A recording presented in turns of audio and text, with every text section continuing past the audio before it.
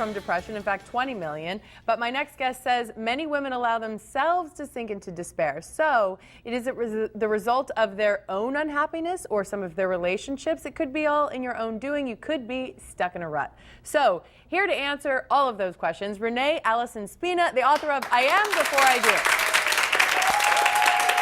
Okay, so first of all, your book is great. I wish I would have read it before I did. But besides that, I want to talk a little bit. We met two women who were clinically depressed. Correct. But we all know many women in our lives who aren't not necessarily clinically depressed, but they always seem to be, gloom. They always seem to have the little cloud over them. And part of your book says that starts with you. That's right. That starts right here and the people that you have in your life. And what I want women to start thinking about is how self-worth and your personal relationships are going to affect your life. It's reciprocal, right? If you have high self-worth, you're going to make better choices in your relationships, okay? Right. And once you have good quality interpersonal relationships, that builds your self-worth, right? It's not rocket science. But how do you, if you are feeling like you're in a rut, get out of that rut and then find the people in your life that are, one, putting you there, correct, and two, going to get you to the next place. Okay. How do you get there? We're going to look at two things. Okay. What you do on a daily basis. You know that little inner voice that constantly through Mine's the not day. Little, it's huge. Okay, Big, well it's big. huge. But is it positive? Is it negative? Or is it critical? It's critical a lot. So you spend every waking moment saying what? Oh, gosh, I feel fat today. Oh, I'm having a bad hair day. Oh, my skin doesn't look good today. So you do that constantly through the day. Well, then you're projecting, an unhealthy feel, correct? And then you go to bed at night and what? You feel beat up.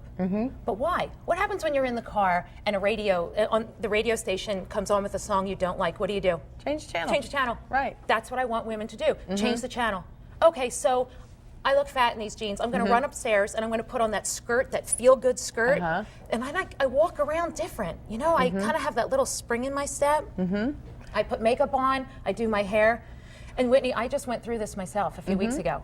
The same, what you just said, because there was an emergency in my family, and I wasn't doing all those feel-good things, the hair, the makeup, the clothing, and I went into, a little rut. The rut. Now, what about the people in your life, though? Because they can keep you there. Even if I go put on my feel-good dress, and I put on my favorite shoes, and I walk out and I'm feeling mighty cool, and then I meet my friends, and they're just like, they constantly, they're talking about other people, which may make me feel self-critical because the things they're saying about other people, they may be saying about me. These types of things. What do I do now that I look fabulous and I'm feeling fabulous and I run over to my friends and they don't make me feel fabulous? We're going to look at the people in our life, our girlfriends, our family, our boyfriends, our husbands, and say to ourselves, are these life-sucking creatures? Because people can be life-sucking. When you're around some people and some people make you feel good and other people just suck the life right out of you. And a lot of us put ourselves, like, what do women do? Oh, how are you feeling today? Oh, I just want to make you feel better, but they suck the life out of you. Think about your closet, right? You go through your closet and you say, I haven't worn this shirt in 6 years and these pair of shoes are just done. Well, it's in your life, you have to do the same thing. Last year I got rid of 2 girlfriends. Why? Every time I picked up the phone, they would just drain me. I'd be like, I'm dead.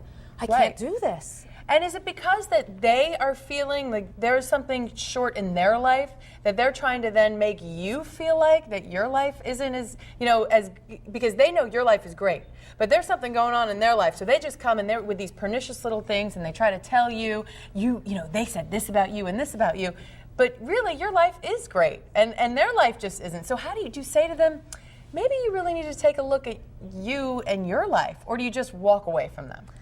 Well, first you get a quarter because you used a good vocabulary word in that sentence, so I'm really proud of you. That's all I get for that? Goodness, I'm going to be broke then. But you always wish them well, and you always wish them happiness, but you hit the nail on the head because they are this big gaping hole of need. And you and nobody else is going to be able to fill it. And women do this. What do women do? They want to land a man. Right? That man is going to be the end all. It's going to be the trophy. It's going to be the prize. And he's going to make me happy for the rest of my life. But he's not going to refuel your heart. No. You have to have your sense of self. No relationship, boyfriend, girlfriend, family is worth more than having that sense of self. And no man is going to stick around when you have 5 people around you who are all negative either.